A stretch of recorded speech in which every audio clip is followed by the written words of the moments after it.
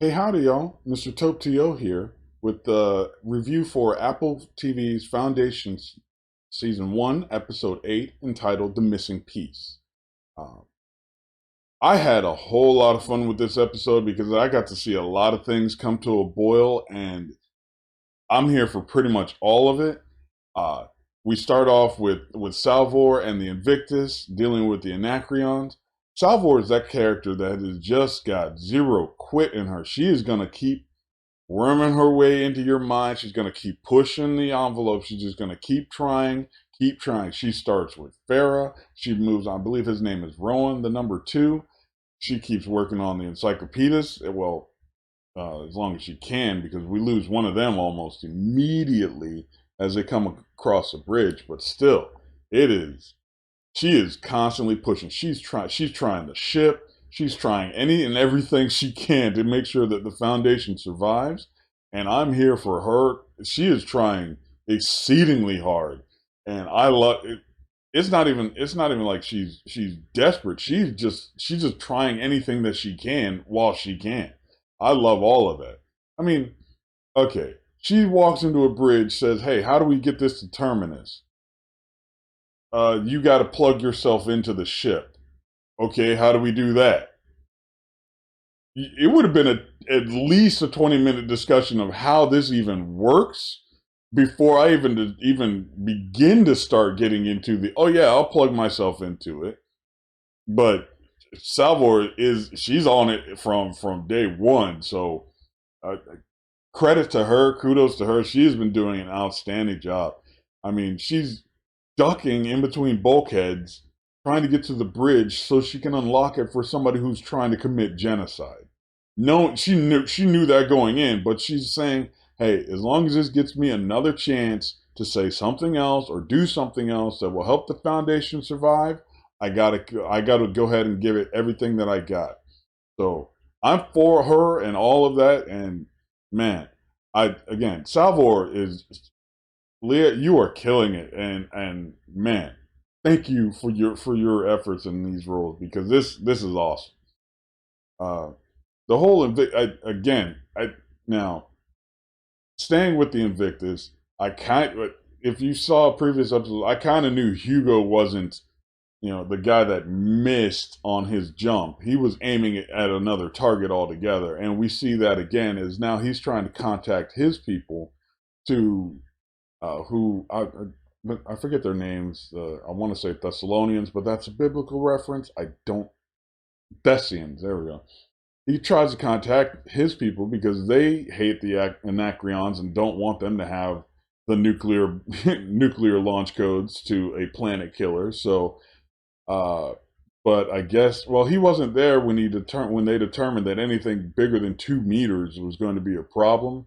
But hey, you got to call the cavalry you got, not the cavalry that you need exactly. So he tries to bring his people into the whole bit, and that's cool. That's great. I mean, it is what it is. I just don't know how he thought his people were going to prevent this from happening or stop the ship or perhaps disable it, maybe take it over for themselves. But again, he didn't know any of that. He just knew he had to contact somebody, and there it was. So yeah, uh, wasn't surprised when he showed up, but that's just a function of the semiotics of me watching a whole lot of sci-fi and seeing where stories go. Wasn't mad at it. Wasn't surprised at it. It was just a thing that happened. That's cool though. The whole Invictus thing coming to an end. They're about to jump now after the yeah, everybody else from the Foundation has now been shot or mortally wounded. Uh, the Anacreons are down to their last two people, and well, who knows?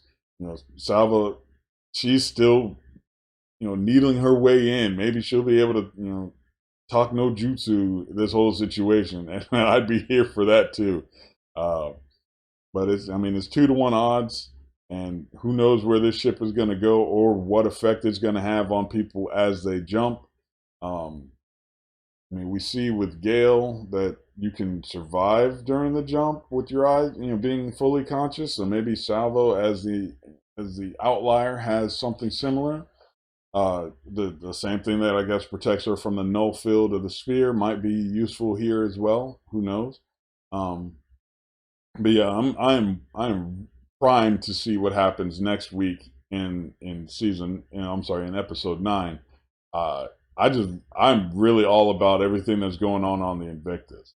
But we move from the Invictus into the Raven, where we have Gale and Dr. Selden having some argument. And if you've seen my previous reviews, you understand that I'm not here for Gale in a bottle episode. I'm not here to see her try and outsmart the computer.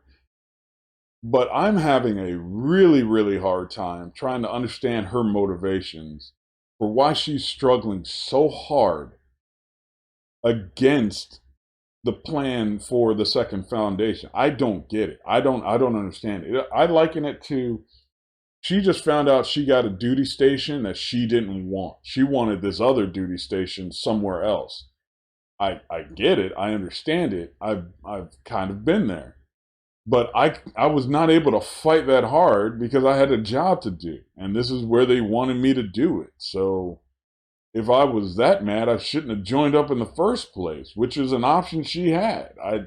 She's fighting so hard, and as she finds out later, when she does get access to the escape pod, it's going to be centuries before she gets to even her home planet, which was struggling when she left it on a jump ship for Trantor.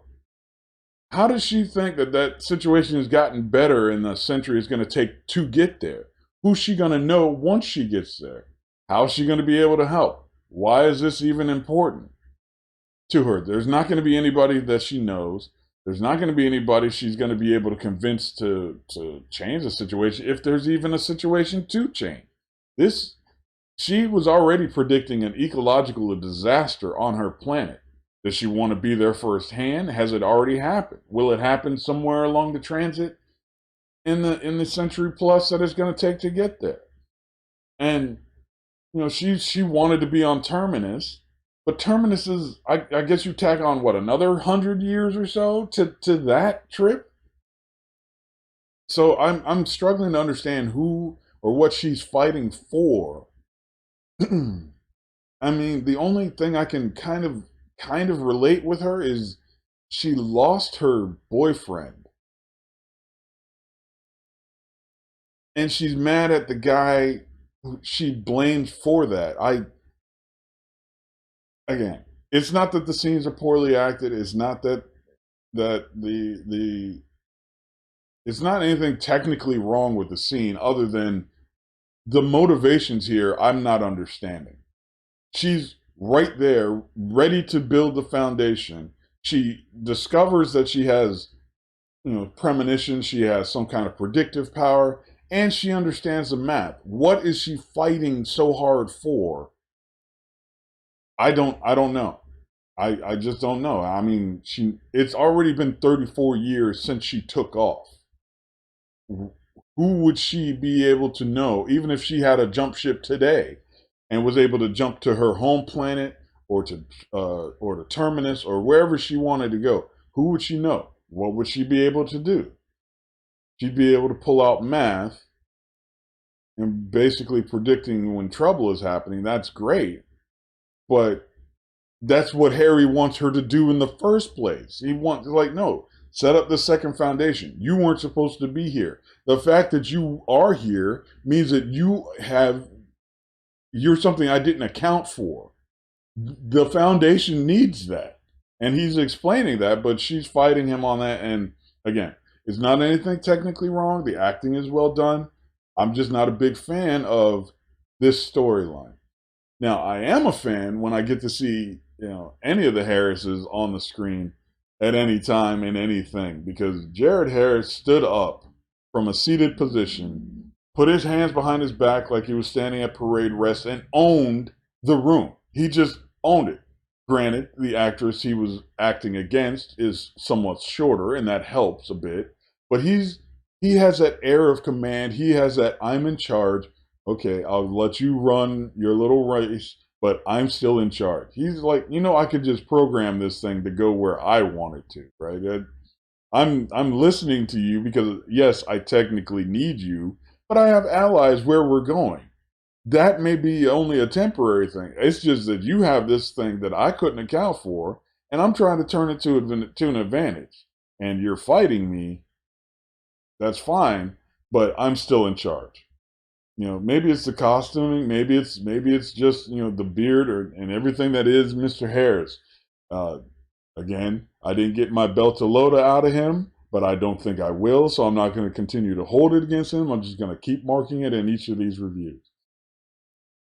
But yes, that's the Raven taken care of. I mean, Gale sets off for her home planet. It's going to be a century plus. I get that the Gale in the books was is vastly different. So this whole storyline is made up of whole cloth. So I'll leave it be. I'm just of the things that I saw today, it was the least impressive. But again, I'm having fun with this entire show. So that's just saying like, hey, there was 5 to 10 minutes of the show that I didn't go wholeheartedly into. That's fine. But then, oh boy, do we get into the juicy, juicy part of this episode. And oh my goodness, Brother Day okay.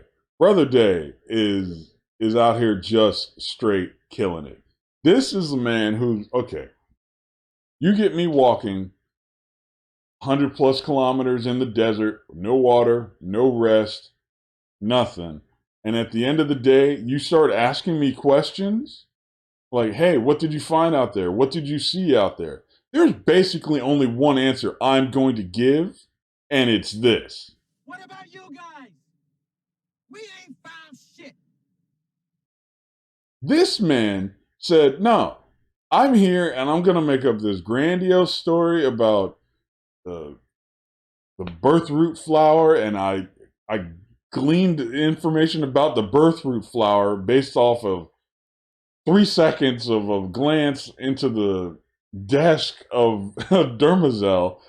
Again, he's built different, obviously, because I'm not here for it. You could have asked, no, you couldn't ask me what my name was and got a good answer. This man spent this whole trip apparently just coming up with his answer and his plot and how it would be reacted to and all of that. So kudos to him. But at the end of it, this man is standing right here, sunburnt in front of all the Zephyrs and I guess the high luminaries of the church. And he gives the I want the smoke signal. All right, that's what that hand signal means right there. He's telling Zephyr Halima, I'm here for all the smoke, all of it. Go get me all the smoke machines on this planet. Go get me any volcanic activity, all of it. You, my dear lady, are not going to make it out of this alive.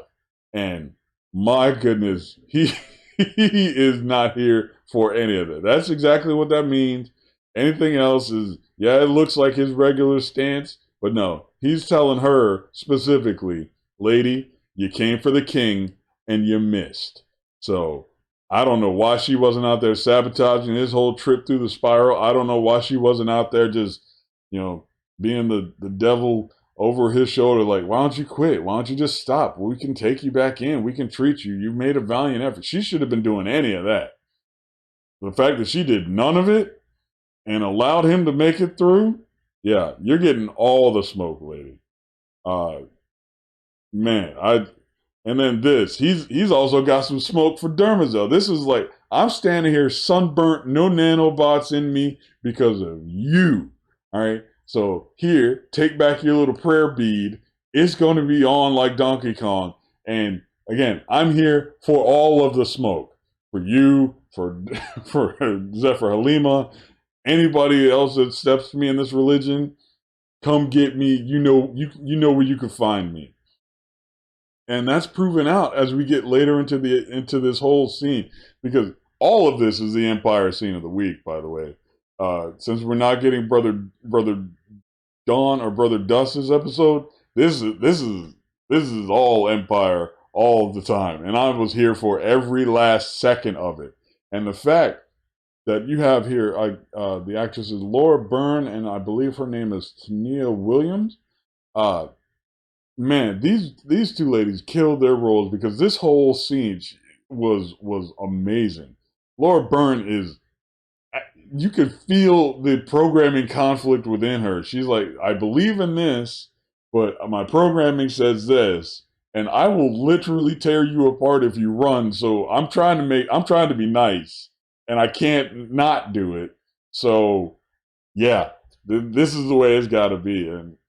And and Zephyr Halima realized real quick she wasn't going to make it out of that room alive, and I give her credit for that because once again, Empire came for all the smoke, all of it, and he was man, he was setting little fires just to get more smoke. So yeah, and the fact that he didn't do this in person is even more of a credit to how awesome he is as Empire. It you see why this man runs a galaxy, and and there's three of them. All right, why would anybody even try to step to this guy? But again, this everything that we saw here was well done. I, he gave a different answer than I could, but again, he's built different from me and from pretty much anybody else in this galaxy as well. But again, you came for the king and you missed. This is what happens to you. I I don't even I don't even know what we're gonna get out of this because it, I mean, as soon as he got back to his ship and he got the full spread, he's like, I'm eating everything, I'm drinking anything that's wet. I'm not going back out in that sunlight. Forget all of y'all. I'm not here for any of that. Can we leave now? Because I got some other stuff I need to do, and not a bit of it involves walking anywhere for the rest of my natural life if I can avoid it. So yeah, that everything that we saw involving Empire this week was the Empire scene of the week, and I was here for all of it because he was here for all of the smoke. Man, it was a joy watching Lee Pace walk around, and kudos to the makeup people to make him deal with it. Again. You know, with this complexion, sunburn's not exactly a thing, but I felt for him. Uh, man, that must have sucked to be out there. So yeah, he was nice and crispy, and he was still out there calculating. He was still out there making moves, and he was still out there doing the whole thing for the optics and everything. Yes, Dermazel is like, oh, I wouldn't wish emptiness on anybody, and he experienced that, but he still was able to. Hey, it just comes with the job. But I've solved your religion for right now, so get off me, I guess. Just like done and dusted. Man, every part of this was well done, and I just want to give. I just wanted to make sure that everybody knew that. Man, what are we doing here? If not, if not being here for the Empire when he's just that was just one of them. Could you imagine dealing with all three of them? You know, you have day, dusk, dawn, day, and dusk. Could you imagine having all three of them lay into you or trying to make a decision or make some kind of play? If that's what happens with just one of them,